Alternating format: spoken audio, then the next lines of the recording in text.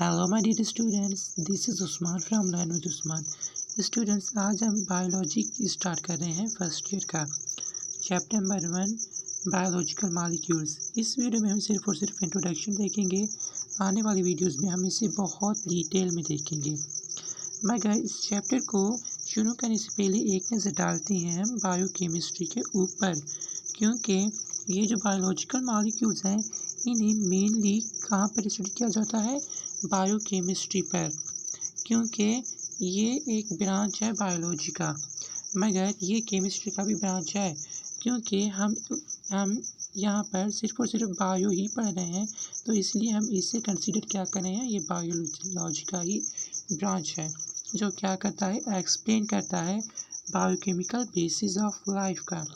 Confuse मत हो, ये बायो का भी है ब्रांच और केमिस्ट्री का भी है ब्रांच। मगर जब हम बायोलॉजी पढ़ रहे होंगे तो इससे हम कहेंगे कि ये ब्रांच है बायोलॉजी का। जब हम केमिस्ट्री पढ़ रहे होंगे तो हम क्या कहेंगे कि ये केमिस्ट्री का ब्रांच है। ठीक है, आया समझ? अगर नहीं आया तो आप मुझे कमेंट सेक्शन में क्वेश्चन पूछ सकते हैं, मैं आपको इसका आंसर कर दूंगा। और ये जो बायोकेमिकल बेसिस हैं वो मेनली 4 टाइप के होते हैं: carbohydrates, lipids, proteins and nucleic acids. मैं अगेन रिपीट करता हूँ, कितने टाइप के होते हैं? 4 टाइप के होते हैं। लिस्ट आपके सामने है, इनका नाम याद करना बहुत बहुत ज़रूरी है। क्यों ज़रूरी है? क्योंकि ये इम्पोर्टेंट है फॉर लाइफ के लिए। अगर ये लाइफ के लिए ज़रूरी है तो इनके नाम तो आपको याद करने ही हैं। क्यों? क्योंकि ये एग्ज़ाम में बहुत पूछे जाते हैं माय डियर स्टूडेंट्स। आपको इन्हें डिटेल में पढ़ना होगा और हम डिटेल में पढ़ेंगे भी। आगे लिखा हुआ है students, as we know that organisms are made up of tissues. हम ये जानते हैं कि ऑर्गेनिज्म किससे बने हुए होते हैं? टिश्यूज़ से बने हुए होते हैं। टिश्यूज़ क्या हैं? Tissues made up of cells. Tissues cells से बने हुए होते हैं। फॉर एग्जांपल, ये 1 सेल है, ये 2 सेल है, ये 3 सेल है। ये 3 सेल मिलकर एक टिश्यू बनाएंगे।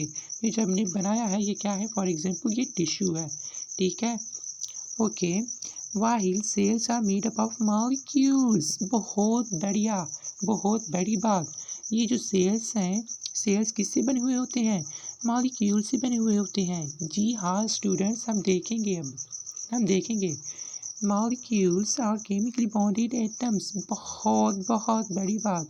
ये जो मॉलिक्यूल्स हैं, मॉलिक्यूल्स किससे बने हुए होते हैं? एटम से। अब T for tissue, M for molecule and A for atom. हम इसे देखते हैं, आप परेशान मत होइए, हम इसे बहुत डिटेल में देखेंगे। It means fundamentally living things are made up of chemicals. बहुत बढ़िया। ये जो फंडामेंटली हमारी जो लाइफ बनी हुई है, किससे बनी हुई है? बनी हुई है केमिकल्स से। अब आप फिर से सोच रहे होंगे, what are chemicals, what are biochemicals? ये जो केमिकल और biochemicals both are the same thing. Chemicals में हमारे पास क्या होते हैं? Carbohydrates, lipids, proteins and nucleic acids.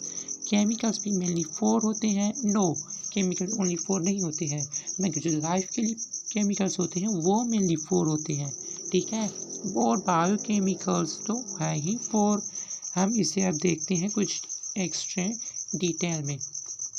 ठीक है, हमने देखा हुआ है कि फॉर एग्जांपल एक एटम है, एटम मिलकर क्या बनाते हैं? मॉलिक्यूल में बनाते हैं। मॉलिक्यूल मिलकर सेल बनते हैं, सेल मिलकर क्या बनते हैं? टिश्यू बनते हैं। टिश्यू मिलकर क्या बन जाता है? लाइफ बन जाती है। ठीक है, ओके।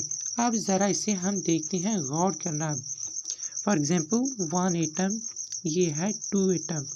मैं यहाँ पर कर देता हूँ ए for atom, A for atom. ये क्या? ये जुड़ रहे हैं, बनाते क्या हैं?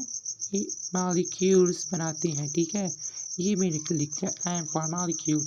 अब मॉलिक्यूल क्यों बना, इसका जवाब मुझे आप कमेंट सेक्शन में बताएंगे।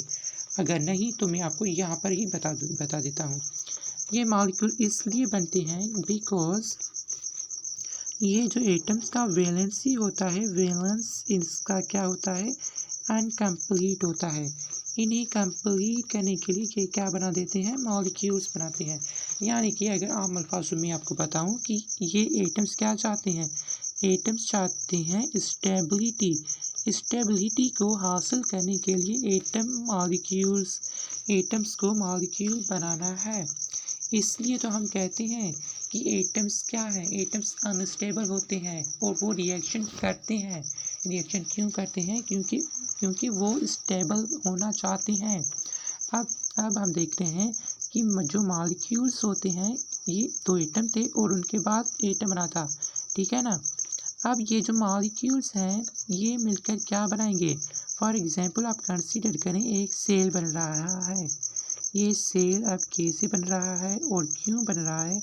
इसका आंसर ये है क्योंकि मॉलिक्यूल स्टेबल होता है, मगर और भी मॉलिक्यूल्स चाहिए। अब ये जो आपका देखिए, आप भले ही कितनी स्टेबल हो या ना हो, आप भले आपके पास बहुत पैसे हो, बहुत ही आप होशियार हो, पढ़ाई में होशियार हो, जो भी हो, मगर आपको एक ना एक फ्रेंड की ज़रूरत लाजमी होगी। तो भाई यहाँ पर जो ये मॉलिक्यूल स्टेबल ज़रूर है, मगर इससे भी तो कोई साथ चाहिए ना, साथ रहने के लिए।